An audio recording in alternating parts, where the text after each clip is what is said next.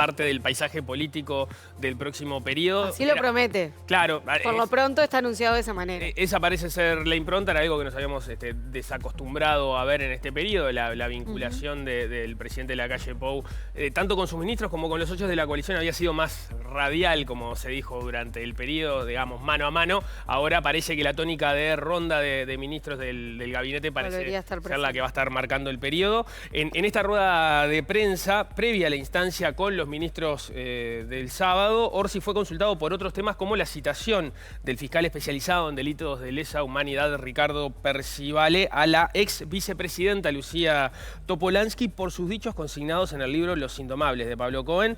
Recordemos que el tema suscitó polémica la semana pasada con diversas reacciones a los dichos de Topolansky, que aseguró saber de personas que mintieron en sus declaraciones en juicios contra militares involucrados en delitos durante la dictadura. Bueno, y como decía Nico, justamente el viernes Percivale decidió citar a Topolansky, aunque aclaró que justamente en un breve comunicado que la Fiscalía mantiene su absoluta convicción que las víctimas de todas las que les ha tocado actuar han expresado la verdad. Al respecto, el presidente electo dijo que no le gusta interferir en el accionar del Poder Judicial y si bien dijo no haber hablado con Topolansky ni tampoco con el expresidente José Mujica, entendió que tendrán sus razones para estas declaraciones.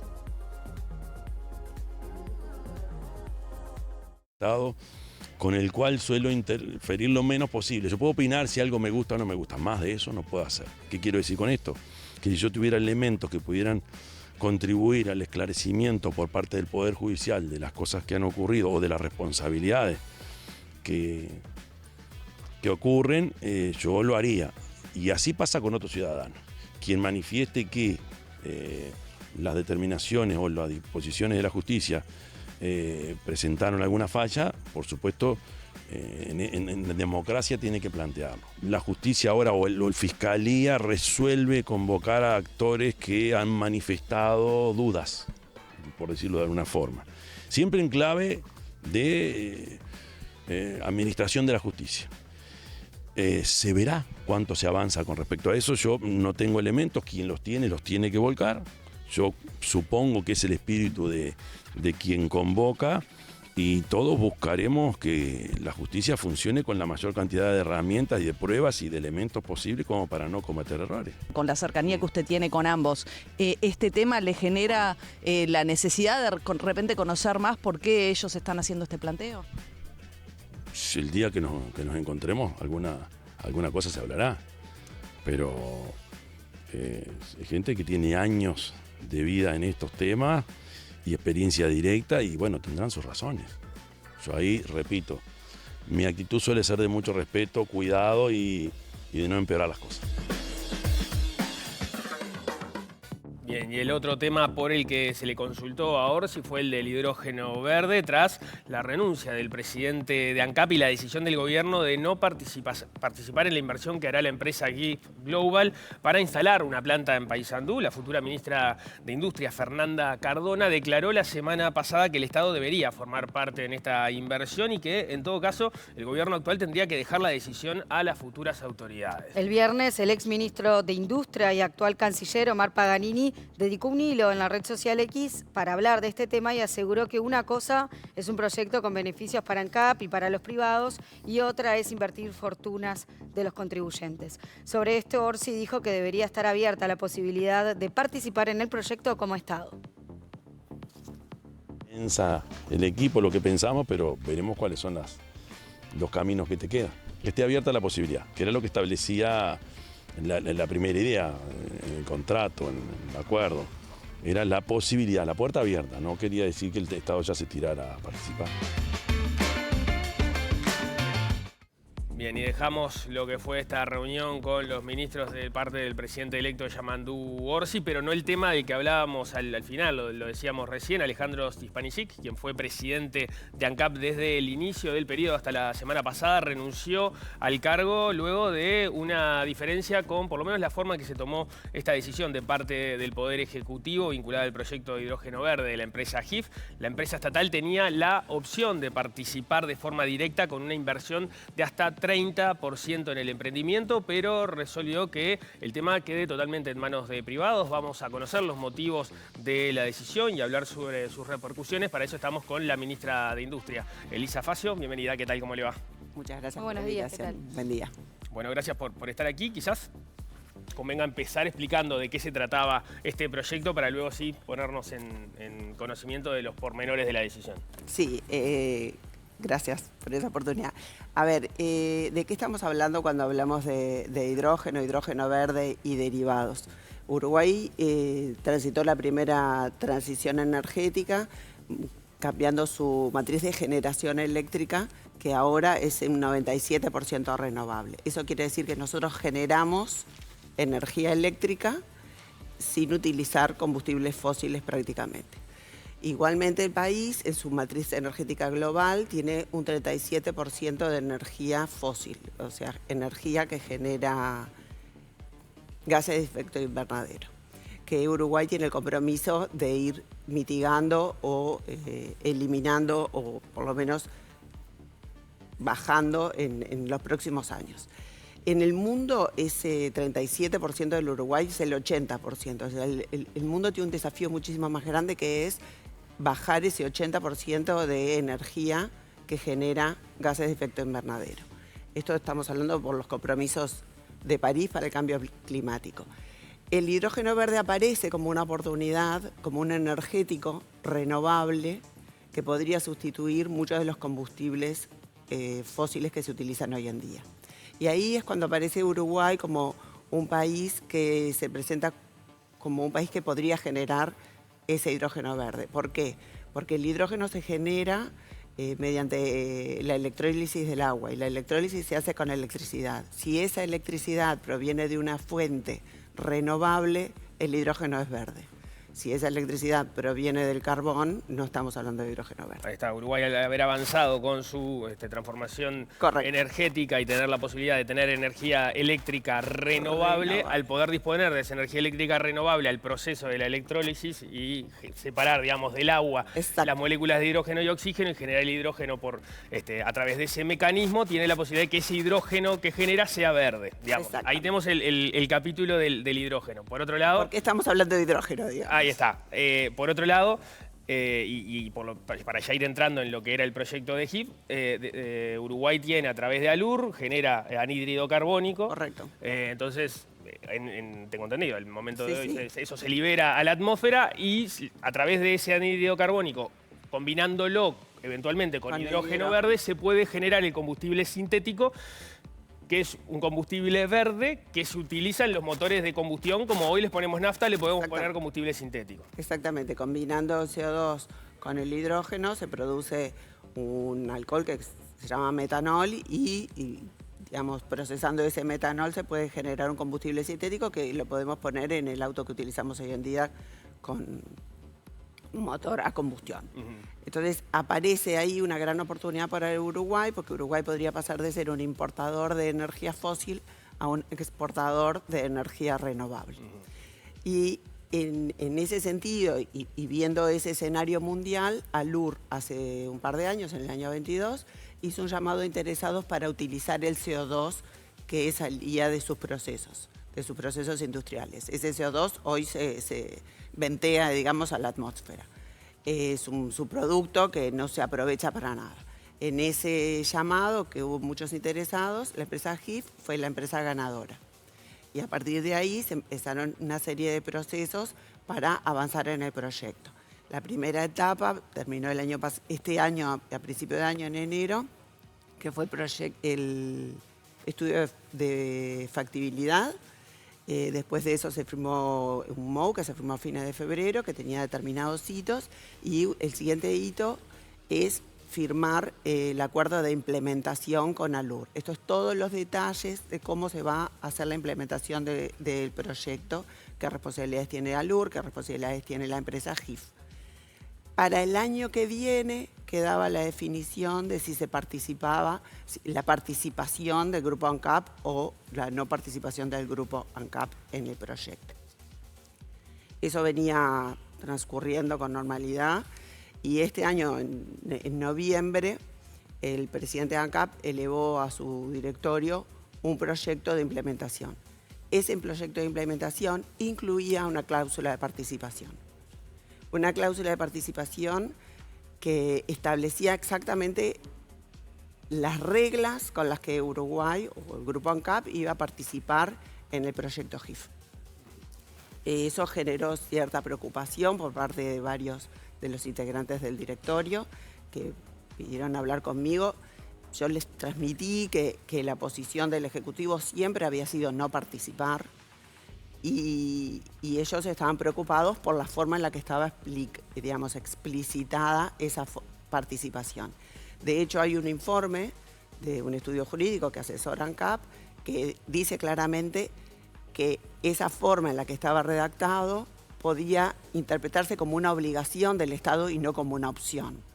Entonces, algo que debía ser una opción, que debía tomarse la decisión el año que viene, estaba incorporado en un acuerdo que se tiene que firmar ahora y que no quedaba claro que después nos pudiéramos salir, digamos, por la forma en la que estaba descrito. Entiendo. La duda que me surge al propósito de esto es, en la medida que usted mismo reconoce que esta era una decisión que se podía tomar, o por lo menos ANCAP tenía la posibilidad de debía tomar. Si participar o no hasta el año que viene, ¿por qué desiste de participar ahora?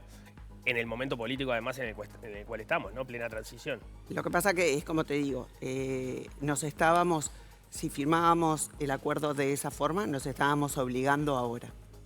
Como nuestra decisión siempre fue no participar, tomamos esa decisión de decir, bueno, no participamos desde ahora, porque en realidad a nosotros nos parece que lo mejor es no participar. Pero la opción a participar era un derecho o una obligación. Es lo que te estoy diciendo, o sea, la opción debería ser un derecho, pero por la forma en la que estaba redactada, quedaba como una obligación. Y realmente no había margen para que se redactase de una forma en la cual se mantuviera el derecho y no se contrayera la obligación. Eso intentamos hacerlo y no había margen. Pero yo tengo entendido que tanto los abogados de ANCAP como los de ALUR tienen una opinión firme sobre que no había un compromiso ni una responsabilidad de participar. ¿Cómo esa sugerencia de los abogados de alguna manera puede coincidir? Te puedo leer textual lo que dice uno de los informes. ¿De los abogados estamos hablando? Sí. Cabe precisar que la terminología utilizada en el anexo 7 del acuerdo referente a las reglas para el ejercicio de la ejecución del derecho de participación resulta confusa, en virtud de que su acápite alude a reglas para el ejercicio del derecho, en tanto posteriormente alude a reglas de ejecución del derecho. El lenguaje empleado, desde cierta interpretación, podría propiciar una confusión en cuanto a si se trata de regular un derecho potestativo del Grupo ANCAP, conforme a lo negociado, o una obligación. Eso es parte del texto del informe. A ver, más allá de este punto que para mí es relevante, porque nosotros lo que no queremos es obligarnos a algo que desde el principio dijimos que no queríamos, que nos parecía que no correspondía. No estaban los votos en el directorio ANCAP para votar esto de esta forma. Entonces, nosotros entendemos que es más sano que el proyecto siga adelante con la participación de ALUR, que es lo que está pasando, con la firma del acuerdo, de la manera que está hecho ahora. ALUR sigue participando, ALUR va a vender su CO2 y va a participar del proyecto como estaba previsto, solamente que no se va a hacer uso de la opción de participación como inversionistas. Claro, si se participa en el proyecto, ALUR va a ser proveedor del proyecto, ALUR va a ganar dinero por un subproducto que hoy no obtenía ningún resultado ni ningún beneficio, pero lo que nosotros proponemos y lo que nosotros decidimos es que ANCAP, o sea, el gobierno uruguayo, no va a invertir en el proyecto. Porque a veces se dice, pero nos estamos privando de participar en un 30% del negocio que es millonario. Bueno, hay negocios que son... Primero, no es gratis participar.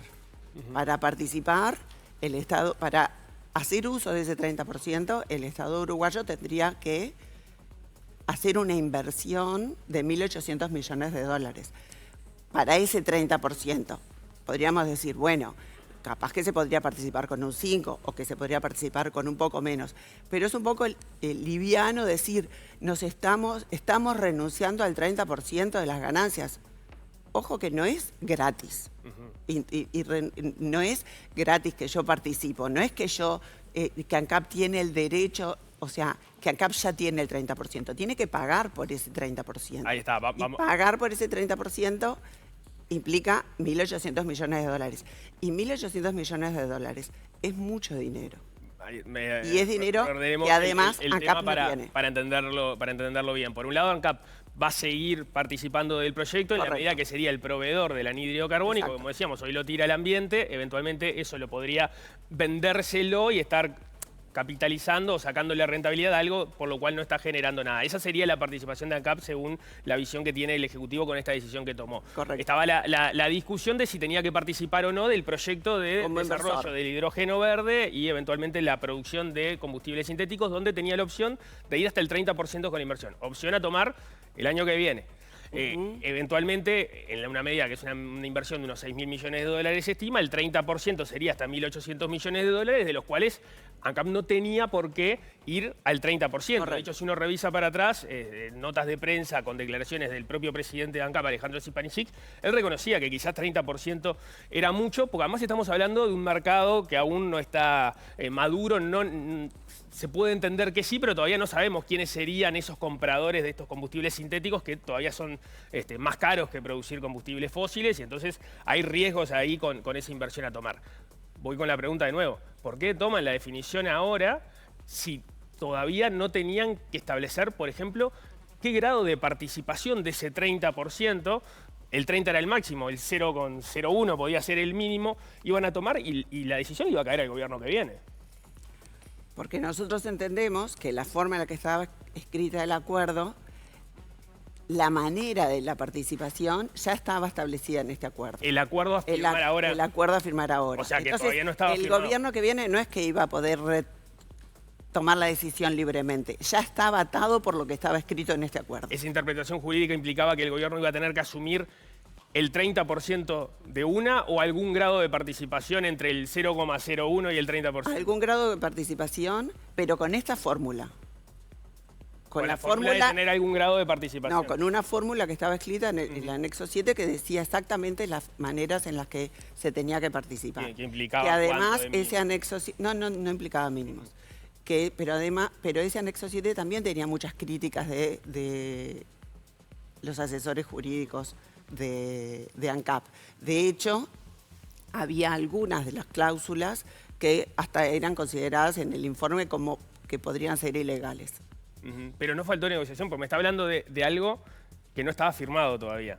Correcto. Con lo cual podría plantearse otro borrador a firmar eventualmente. Claro, porque antes de renunciar, que tal vez es el escenario más drástico, no se buscaba hacer la corrección, editar el texto que estaban trabajando. Como les decía, es un texto muy complejo, que no había espacio para ponerse a discutir de nuevo ahora. Y como en realidad nosotros entendemos que el Estado no tiene que invertir esa suma de dinero en este tipo de proyectos, lo hemos dicho y lo hemos hecho. El propio Zipanicic, ustedes saben que llevó a manos privadas la distribución de combustibles en los aeropuertos y en los puertos. El propio Zipanicic llevó a manos privadas la carga de Supergas en las distribuidoras de Supergas. El propio Zipanicic trató de llevar a manos privadas la producción de cemento Portland, sin éxito, pero fue un intento que se hizo. O sea, es una filosofía que nosotros hemos llevado adelante porque no creemos que el Estado tenga que comprometerse en ese monto de dinero. Eso es parte de lo que me llama la atención, que siendo que el gobierno, a través del Poder Ejecutivo y a través de ANCAP, venían jugando alineados, lleguen a este punto con esta diferencia y que salte ahora. O sea, son dos preguntas. Zipanicic, uno puede rastrear para atrás, había hablado a propósito de la posibilidad de participación, no en el máximo que proponía el acuerdo, la licitación cuando se hizo en su momento con GIF, pero sí una participación. Entonces, llegar al límite sin un acuerdo coordinado entre el Ejecutivo y ANCAP parece... Es llamativo, por lo menos, porque se supone que juegan juntos y que deberían jugar alineados y han venido jugando alineados hasta ahora. Eso por un lado. Lo otro es la incongruencia entre un poder ejecutivo saliente que dice que los temas sensibles de transición los va a ir conversando con el presidente electo y esta decisión que sorprende claramente a quien va a ser la próxima ministra de Industria y al propio presidente electo. Una decisión que no le competía, o que por lo menos le podía caer al otro gobierno y que este gobierno ya decide sin negociación previa adoptarla y amputarle la posibilidad de que el próximo gobierno haga lo que entienda conveniente. Bien. Son dos preguntas distintas. Dos preguntas distintas. Con respecto a la primera parte, decir que este tema se conversó varias veces con Stepanisic. Este y otros temas también nos han de alguna manera diferenciado. Por poner un ejemplo, Stepanisic siempre habla de que UTE y ANCAP tendrían que fusionarse y en alguna declaración de prensa inclusive dijo que ANCAP debería absorber a UTE. Yo en su momento hablé con él, le planteé que esa no era la posición del Ejecutivo, le dije que me parecía que no era apropiado que él saliera a hacer declaraciones en la prensa de algo que él sabía perfectamente que el Ejecutivo no estaba de acuerdo. Eso igual es una visión más de largo plazo, ¿no? Digo esto, pero digo esto porque las diferencias no nacieron ahora, sí, existen desde hace tiempo. En este tema en particular se habló con Stepanisic para que él liderara este proceso de cambio de posición o de eliminar del acuerdo esta cláusula. Porque, a ver, es un acuerdo que tiene muchísimos artículos y que establece muchas cosas. Y lo único que estamos pidiendo es que se elimine esta cláusula.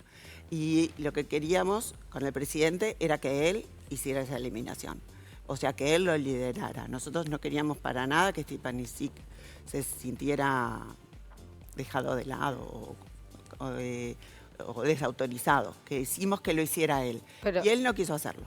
¿Y ustedes esperaban este desenlace de la renuncia de Stepanisic a raíz de las diferencias o no era un final? Era una posibilidad. Yo realmente lo que esperaba es que él manifestara su desacuerdo con la eliminación de la opción, pero que votara el proyecto en su conjunto. Porque es un proyecto en el que él trabajó mucho, en el que él puso mucho esfuerzo, al que él realmente le dedicó mucha energía.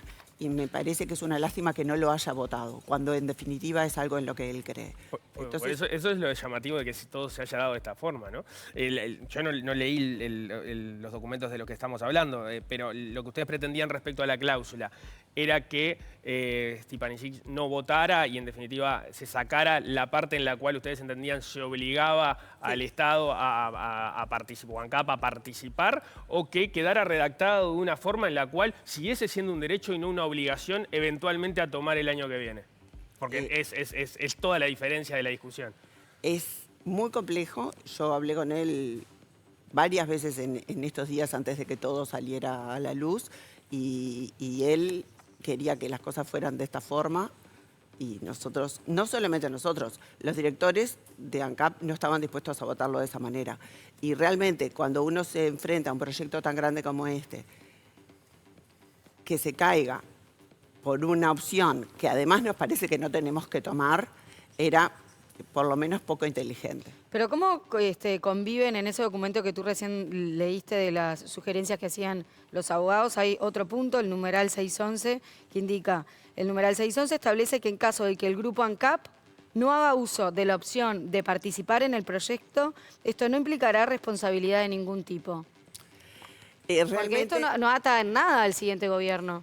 Realmente no te puedo contestar eso y cuando porque viene después de lo que tú leíste. Sí, pero después, cuando nosotros mandamos el exhorto, el mismo estudio de abogados hizo un informe diciendo que si nosotros elegíamos ahora no tomar la opción, estaríamos poniendo a LUR en un compromiso porque ya el solo hecho de haber dicho que se podía tomar la opción estaría obligando a LUR. Entonces, es como raro. Y yo ¿Era el único informe jurídico que había sobre la mesa sobre este tema? había 2 informes, el de un estudio y el de las propias servicios jurídicos de ANCAP. ¿Van en el mismo sentido? Que los que planteaban objeciones con respecto a la posible ilegalidad del anexo. El anexo es la reglamentación que había para hacer uso de la opción. ¿Qué quiere decir? ¿Se negoció mal entonces esto? Yo creo que sobre todo se negoció a espaldas de mucha gente dentro de ANCAP y a espaldas del directorio. Esto se viene negociando desde hace mucho tiempo y el directorio se enteró y el propio ministerio se enteró de todo esto en el correr de noviembre. ¿Eso es responsabilidad de Stepanisic? Y yo entiendo que sí, porque él manejó esto es raro porque con mucho secretismo. Es la inversión, así ha sido presentada, más importante que habría en la historia del pero la país. Inversión, $6.000 millones en la caso de inversión decretarse no, privada. Pero la inversión no corre riesgos. No, está y el bien, proyecto pero no corre riesgos. Digo para dimensionar la importancia del proyecto. Era bien ambicioso. En un directorio en el cual hay representantes digamos, y vasos comunicantes muy importantes con el gobierno. Allí está Diego Durán, por ejemplo, que digamos, responde directamente al gobierno. Entonces es raro que todo esto que además ha tenido una exposición pública muy importante. Cada vez que conversamos aquí con Stepanisic, que estuvimos hablando del proyecto, si no me equivoco con usted en alguna oportunidad lo hicimos, hemos hablado y el proyecto, o sea, es público y sin embargo, sobre el final de que hay que firmar un documento, el gobierno se desayuna que venía con algunas condiciones que podían o que obligaron a tomar una definición antes de lo que tenía potestades para tomarlo, ¿no? Yo hablé con Stepanisic muchas veces de este tema y siempre hablamos de que la decisión era el año que viene. Y recién, como tú decís, ahora cuando vino este texto y vinieron los directores de ANCAP con la preocupación de cómo venía redactado y qué era lo que traía el texto que había que aprobar ahora, surge este tema. Claro, por eso digo, parece ser una desinteligencia del gobierno importante, porque si tenían la intención política de que efectivamente la decisión se tomara el año que viene, porque los tiempos además los habilitaban a hacerlo, que se encuentren con que no había margen para renegociar algo que todavía no se había firmado, parece ser una desinteligencia del gobierno. Después ustedes se distribuirán las responsabilidades si es de Stepanisic, si es de Durán, si es de Facio, pero parece ser un problema grande. Yo creo que es una lástima que las cosas se hayan presentado de esta manera. La segunda pregunta es, bueno, ¿qué pasa en hacer esto en el contexto de una transición? ¿No? Bueno, yo creo que en ese y conversado antes con el gobierno. En ese punto quiero decir que el presidente fue bien explícito en el Consejo de Ministros que tuvimos el 26 de noviembre y nos dijo, nosotros gobernamos hasta el 28 de febrero y tenemos la responsabilidad de las decisiones hasta el 28 de febrero. Entonces, una cosa es ser gobierno y tener que tomar las decisiones y otra cosa es opinar desde una posición de comodidad en la cual las responsabilidades no son tuyas. Creo que ahí hay una diferencia grande entre lo que puede decir la futura ministra y lo que puedo decir yo. O sea, ella puede opinar, pero la firma es la mía. No, de eso ni que hablar, pero además es mucho más fácil opinar para Cardona, que va a ser la ministra entrante, cuando los hechos ya están consumados, como sería el caso. Quizás si hubiese sido coordinada, por lo menos, o con una conversación previa, la postura podría ser otra o la responsabilidad sería otra. Lo cierto es que el gobierno entrante, a diferencia de lo que se manejó públicamente, de que en los temas relevantes se los iba a estar consultando, por lo menos se los iba a estar notificando, eso no ocurrió esta vez. La responsabilidad nunca es del que opina, la responsabilidad es del que toma la decisión. Pero estamos de acuerdo en que eso de que los temas sensibles se iban a ir avanzando con el gobierno entrante, en este caso no ocurrió. Yo creo que hay una confusión en los temas sensibles que vamos a ir conversando y las decisiones. Y a mí en ese punto me llama un poco la atención porque yo sé que hay claridad al respecto. O sea, cuando uno va a tomar una decisión, muchas veces habla con muchas personas para ver cuáles son todas las opiniones. Pero la decisión es de uno. O sea, yo de repente tengo que tomar una decisión y hablo contigo, hablo con distintas personas, pero después la decisión la tomo yo, que soy la que tiene que tener la que tiene la responsabilidad. En este caso, yo en conjunto con el presidente de la República. Esta decisión, por supuesto, que no la tomé yo sola. Entonces, creo que es muy fácil a veces desde un lugar donde la responsabilidad no es de uno. A mí me llama mucho la atención que Cardona esté ahora tan entusiasmada con un proyecto, con este proyecto en particular, cuando en definitiva durante sus 5 años en el directorio de UTE siempre estuvo en contra de todos los proyectos. Y siempre votó negativo todas las cosas que se presentaron, todas las cosas que hacen a este proyecto. Obras de infraestructura, de instalación de subestaciones, que hoy habilitan a que UTE tenga una infraestructura que pueda absorber un proyecto como esto. Porque es mucho dinero y es mucha energía. Y no es de cualquier manera que se genera, ni de cualquier manera que se transmite, o de transporta o distribuye. Y UTE está haciendo obras muy importantes. Para que se hagan una idea, en los 5 años, solo para dimensionar de lo que estamos hablando, en los 5 años UTE tenía un presupuesto de generación de infraestructura por 1.300 millones de dólares, un presupuesto de inversiones de 1.300 millones de dólares. O sea, UTE invirtió en 5 años menos del 30% del próximo proyecto. Y es un récord de inversión de la UTE. Y Cardona no estuvo de acuerdo con ninguna de las inversiones. Las votó todas en contra. Entonces llama la atención que ahora parece que es tan interesante y tan importante y cómo nos interesa este tema, cuando en realidad no lo votó en su momento. Por otro lado, es la forma de hacer oposición que tiene el Frente Amplio y es la forma de hacer oposición que siempre tuvo. Porque hoy, cuando empezamos la conversación, hablamos de la primera transición energética. La primera transición energética fue un acuerdo multipartidario. Fue un acuerdo multipartidario que se hizo en el año 2007, que se basó en una ley que se votó en el año 97, en el segundo gobierno de Sanguinetti. Y el Frente Amplio no la votó. El Frente Amplio votó en contra de esa ley. O sea, se hizo una transición energética basados en una ley que ellos no votaron. Sí, el marco regulatorio. El marco regulatorio, que se reglamentó en el gobierno del doctor Jorge Valle. Y después, cuando estamos en el gobierno, o sea, cuando estuvieron en el gobierno, sí hicieron un acuerdo multipartidario. Y el ministro Paganini quiso hacer un acuerdo multipartidario para este tema del hidrógeno verde. Y no contó con el apoyo del Frente Amplio. El Frente Amplio no lo quiso hacer. Esos antecedentes, digamos, lo que usted llama, bueno, la forma de hacer oposición del Frente Amplio, en particular de Cardón en UTE, entienden que son las razones por las cuales no era necesario que en este punto el gobierno saliente coordinara o por lo menos conversara la decisión a tomar en este caso en el marco de la transición. Es solamente decir que son distintas las responsabilidades cuando uno es gobierno y cuando uno es oposición. Está claro que la que iba a tener que poner la firma era usted, pero llama la atención, siendo un proyecto de esta envergadura y habiendo dicho que iba a haber una transición donde los temas sensibles iban a ser parte de la mesa de conversación, que en este caso, un proyecto tan grande, esto no se dé de esa forma, ¿no? Yo hablé este tema con el presidente y... Fue él quien decidió que esto quedara por fuera de las discusiones de transición. Ni siquiera hablamos de la transición. Realmente cuando uno está en un rol de gobierno, no está pensando en que allá me voy a ir, entonces le tengo que pedir permiso a Dios y a todo el mundo para mover. Pero fue él el que cosa. Lo dijo. Digamos, pero digo, está bien. Él lo dijo en su momento cuando se reunió con Orsi, pero cuando se reunió con los ministros nos dijo gobernamos hasta el 28 de febrero. O sea, las señales que ustedes recibieron no fue en la misma línea que lo que él dijo Nos públicamente. pidió expresamente que mandáramos una lista de temas que considerábamos que tenían que ser conversados con el gobierno entrante y de temas que teníamos en cartera. Yo mandé mi lista de temas, este estaba como un tema que tenía en cartera que íbamos a resolver antes de irnos. ¿Y ya tuvo contacto con la futura ministra o todavía no? No, todavía no. Y Alejandro Sánchez, en relación a todo este tema del hidrógeno, iba a pedirle explicaciones al gobierno, así lo anunció la semana pasada. ¿Hubo algún contacto con él? No, para nada. Tampoco.